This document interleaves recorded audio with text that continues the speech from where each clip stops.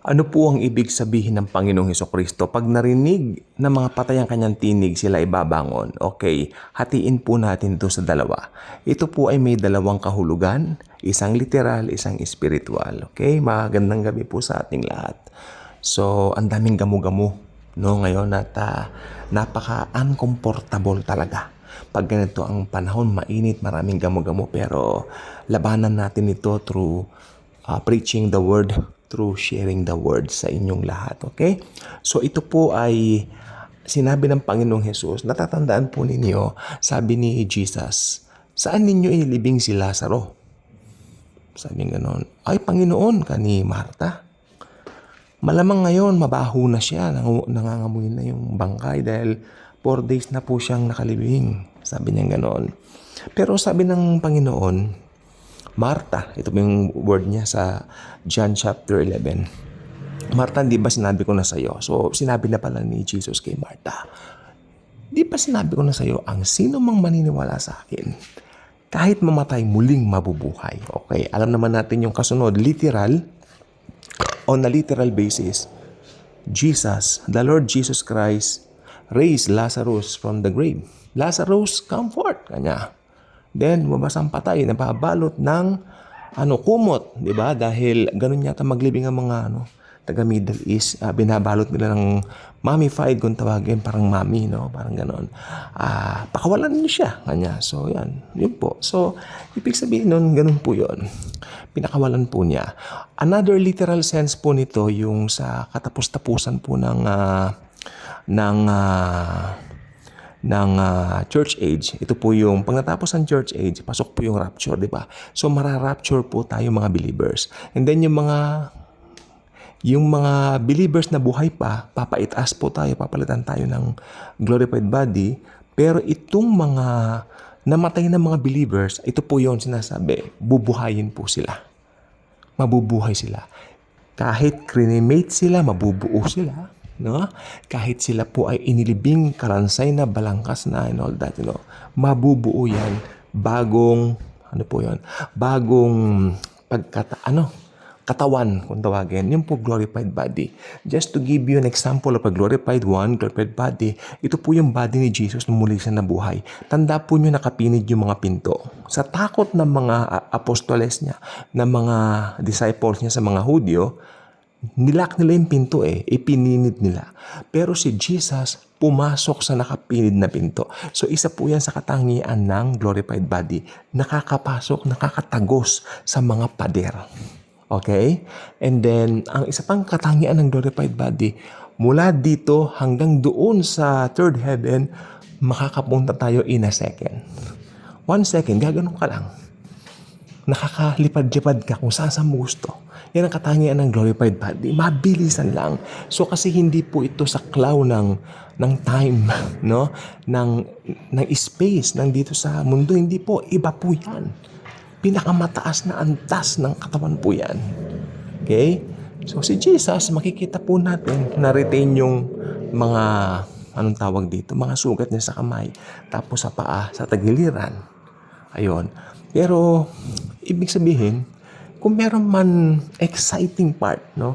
Itong mga paghihirap natin sa mundo, itong mga pinagdaan, sabi ko po, mainit, magamu-gamo, lahat po na yan, wala na pong kwenta pagka dumating na yung glorified body natin. At ang pinakakatapos-tapusan po, kapuspusan nito ay itong darating pong second, anong tawag dito na? Yung paghukom. Yung paghukom. Ang bubuhayin po rito during this time, yung mga namatay na unbelievers, ito po yung white throne judgment. Sila rin po, makinig pong mabuti, bagamat hindi sila mananampalataya, sila po ay bubuhayin sa white throne judgment para bigyan o bihisan din ng katawan. Bibigyan sila ng katawan para ibulid na sa dagat-dagatang apoy. Yun po yung Gehenna na salin, ha? Kasi yun po yung talagang impyerno, yung maapoy na lugar, Gehenna. Yung Hades na present na kinaroroonan ng mga unbelievers is itong madilim na lugar. Ito po ay pit na madilim na madilim. Ang tawag nga po ng ibang theologians dito, talagang pag nandoon ka sa pit na yon, yung mga namatay ngayong church age na mga unbelievers, nandoon sa pit na yon, na pag-iisip nila, hiwalay sila sa Diyos forever. Wala nang pag-asa. And right now, ito po yung lugar na yan, temporary detention for them. Waiting for that big moment. Masaklap nga lang po, para sunugin na sila sa Gehenna. Amen? So ang Hades, ito po ang present na kinaroroonan ng mga namamatay o pumapanaw ng mga tao na hindi nagtiwala sa finished work ni Lord Jesus. Doon sila sa Hades. Tartarus, what is this Tartarus naman? Ito po yung mga fallen angels, some of the fallen angels na sumama kay Satan. Or should I say majority nandoon po, kasi yung iba pong fallen angels nandito rin po sa lupa. Ganyan po ang arrangement nila.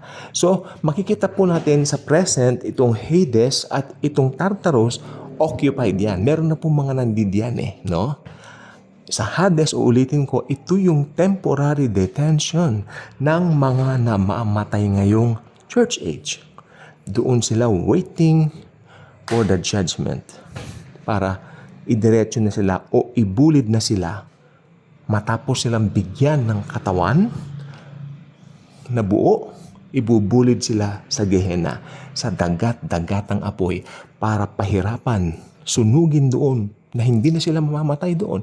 Mararamdaman nila yung pain because they rejected the Lord Jesus Christ. Ang pagpunta po ng tao pala sa impyerno ay hindi dahil gumagawa sila ng masama. Kasi simple nature andun na. Pupunta sila ng impyerno dahil tinanggihan nila yung kaisa-isa na magliligtas sa kanila. Yung ating pinakamamahal na Panginoong Jesucristo. Amen? Ang pagpunta po ng impyerno ngayon, ang dahilan isa lang, rejection of the Lord Jesus Christ.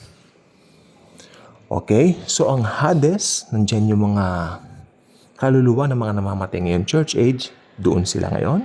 Naghihintay para sa araw ng paghukom, para sila po bigyan ng bagong katawan. Hindi po glorified body yun, pero katawan lang po para ibulid na nga sila din sa dagat-dagatang apoy. Katawang hindi na mamatay na rin yun, bibigay din sa kanila. Pero sa mga believers kasi, tinawag yung katawan natin na glorified body. Sabi ko na po, di po ba sabi ko, wala tayong ginawa para maligtas. Amen? At ang believer, kahit nagkakasala, wala rin tayong pwedeng gawin para mawala ang kaligtasan natin. Amen? Kaya ang pagpunta po ng impyerno ngayon, rejection of the Lord Jesus Christ lang.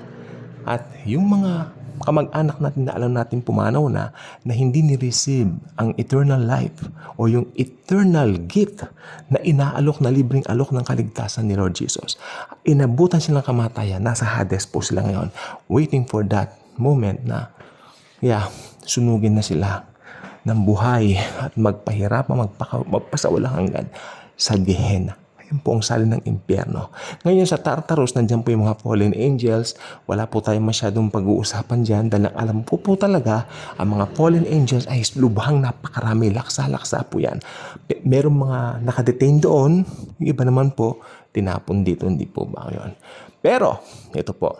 Itong Gehenna sa ngayon, bakante pa yan.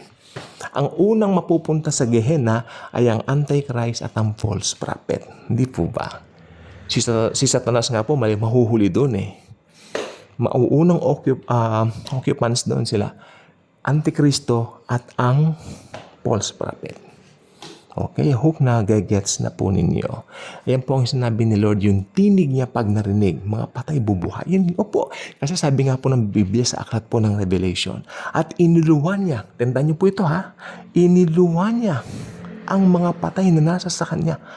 At napakarami nito. Hindi mabilang, sabi ng Biblia. Sabi ng aklat ng Revelation.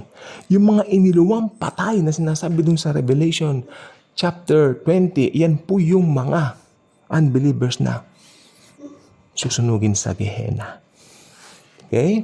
So, tayo, ito pong pinaka-most exciting part dito. Tayo mga born-again Christian ngayon. narinig natin ang tinig ng Panginoon nang may mag-share sa atin ng good news. And we say, yes, Jesus, I believe in you. Ano? Yun ang kanyang tinig sa atin. At ang maganda po niyan, pinakamasarap pong masave ngayon church age. Kasi pag nasave ka na ngayon, mararapture ka. Hindi mo daranasin yung tribulation at yung pangalawang yugto nito na tinatawag na Great Tribulation. Sapagkat ililigtas tayo ni Lord doon para hindi natin yung maranasan. So kay buti pa rin ng Panginoon lagi. Napaka-bless natin because nakilala natin si Lord Jesus. Napakabuti po niya. So, wag natin ikalilito yan. Yung mga lugar na yan. Kasi sa English, yung dumating yung translation, isa lang, hell eh. Sa Tagalog nga, impyerno rin eh. Pero sa Griego, sa wikang Griego, bawat isang salita, may mga espesipikong kahulugan o pinatutungkulan. Okay? So, yan ang gusto ko pong sabihin ngayon. So, yan, naway natuto po tayo dito sa pag-aaral natin ito na ang mga mangyayari, talagang mangyayari. Nagluluwat man, natatagalan man, matutupad at matutupad pa rin ang mga ito. Kaya kung ikaw ay hindi pa po subscriber dito, malugod kitang inaanyayahan. All you have to do is to click that notification bell at paki-like and share ang video. Okay? At naway ipag-pray mo while sharing the video na marami pong makakilala sa Panginoong Jesucristo through these videos na inililid ni Jesus sa akin na gawin ko para maranasan ng mga hindi pa kumikilala sa Kanya na kilalanin na siya, panampalatayanan na siya bilang sariling Panginoon nila at tagapagligtas ng kanilang mga buhay. Thank you. And as always and forever, Jesus truly loves us all.